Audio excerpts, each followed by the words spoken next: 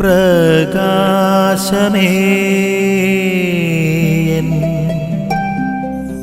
മിഴി തുറക്കുക വേഗം.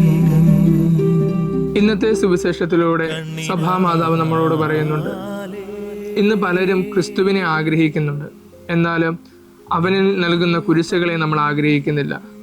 അതുപോലെ തന്നെ നമ്മളിൽ പലരും സ്വർഗത്തെ ആഗ്രഹിക്കുന്നുണ്ട്, എന്നാൽ നമ്മളുടെ ജീവിതത്തിൽ അതിനുവേണ്ടി ഒരു പരിവർത്തനം കൊണ്ടുവരുവാനായിട്ട് നമ്മൾ തയ്യാറാവുന്നില്ല.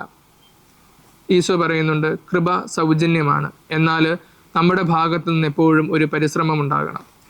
അതുകൊണ്ട് തന്നെ ഇന്നത്തെ സുവിശേഷത്തിൻ്റെ അടിസ്ഥാനത്തിൽ നമുക്ക് നമ്മുടെ ജീവിതത്തെ നോക്കിക്കാണാം.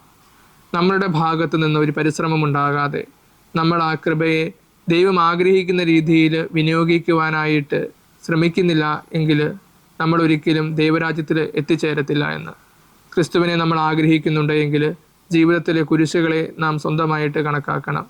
സ്വർഗത്തെ നാം ലക്ഷ്യം വെക്കുന്നുണ്ട് എങ്കിൽ ജീവിതത്തെ പരിവർത്തനത്തിൻ്റെ വഴിയിലൂടെ തിരിച്ചുവിടുവാനായിട്ട് നാം പരിശ്രമിക്കണം.